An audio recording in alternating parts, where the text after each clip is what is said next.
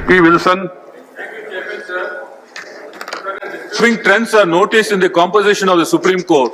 For the past few years, there is a declining representation from all sections of society in the Supreme Court. Chairman, sir, I am placing this entire text. I am only asking Parliament must step in to ensure social justice and diversity in the appointment of judges to the Supreme Court.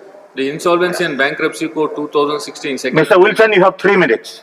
Yes, thank you, sir. Suspends the initiation of the corporate resolution process for a period of 6 months to 1 year under the code against the corporate debtor to protect the companies affected by the COVID-19 to recover from the financial stress without facing immediate threat of being pushed to insolvency proceedings. DMK, while welcoming the bill, feels that there is discrimination between the corporate bodies and common man.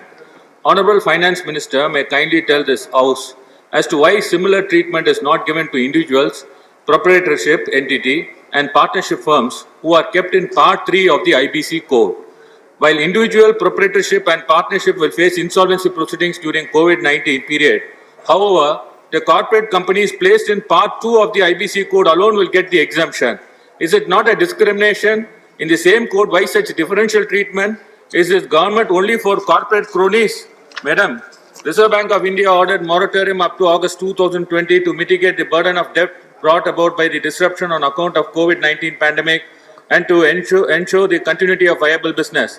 However, the RBI has not said anything about waiver of interest. I request the government to direct all banks to waive interest on home loan, vehicle loan, jewel loan, credit cards and help the common people.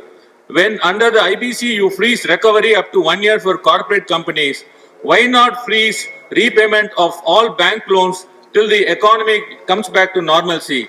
Banks in India have written off outstanding loans to the top 50 willful defaulters amounting to 68,607 crores till September 30th, 2019. I request Honorable Finance Minister to order complete waiver of agriculture term loans, retail and crop loans, farm loans by all commercial banks, cooperative society.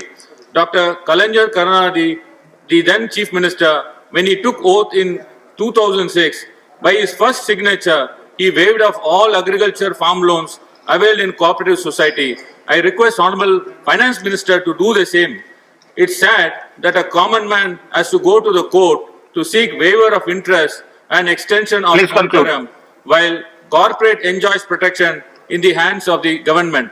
Only one thing, sir. Yesterday, I was disrupted thrice, even though I had 3 minutes. I was disrupted by the chair thrice. Thank you very much, sir.